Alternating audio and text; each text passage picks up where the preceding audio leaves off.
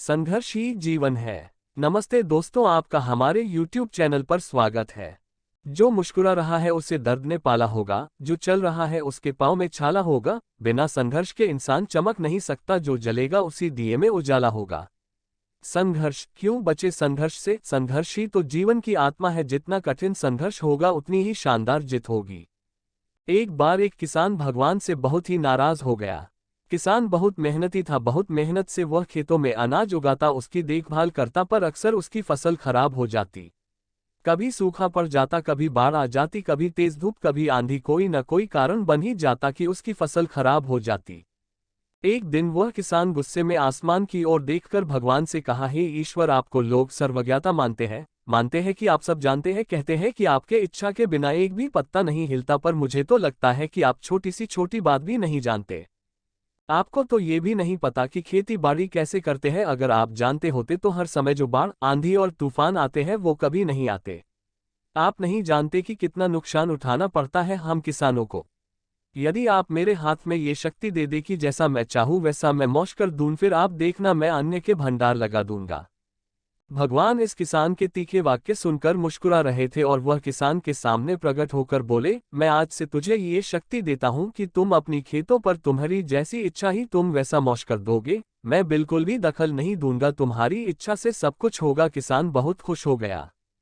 किसान ने गेहूं की फसल अपनी खेतों में बोई। जब उसे लगा कि खेतों को धूप चाहिए तो खेतों को धूप मिले, जब पानी बरसना चाहिए तभी पानी बरसा। आंधी, तूफान, बाढ़ कुछ भी उसने अपने खेतों पर आने नहीं दिया। किसान के खेत में इस वर्ष ऐसी फसल हुई जैसी कभी नहीं हुई थी। हरी भरी लहलहाती फसल। मन ही मन वह बहुत खुश हो गया और सोचने लगा, अब सबूत के साथ दिखाऊंगा भगवान को कि इसे कहते हैं शक्ति का सही उपयोग। मेरी सफलता देखकर उन्हें अपनी नियम जरूर बदलने पड़ेंगे। कुछ दिन गुजरे, फसल कटने को तैयार हो गए। किसान बहुत उत्सुकता के साथ फसल को काटने लगा, पर जैसे ही उसकी नजर गेहूं की बालियों पर गया तो उसने अपना सिर पीट लिया और वह रोने चिल्लाने लगा। गेहूं की एक भी बाली के अंदर गेहूं का दाना नहीं था, सारी बालियां अंदर से खाली थी। किसान बहुत दुखी हो गया। उसने भगवान को रोते हुए फिर पुकारा, हे प्रभु, तुमने ये मेरे साथ क्या किया? क्या तुमने मुझे कोई सजा दी? भगवान बोले, पुत्र, ये तो होना ही था। तुमने पौधों को संघर्ष करने का मौका ही कहाँ दिया? ना तो तुमने उन्हें आंधियों से जूझने दिया, ना तेज बारिश से सहने दिया और ना ही धूप में तपने दिया। एक भी चुनौती का सामना तुमने उन्हें नहीं करने दिया, इसीलिए सारे पौधे अंदर से खोखले रह गए।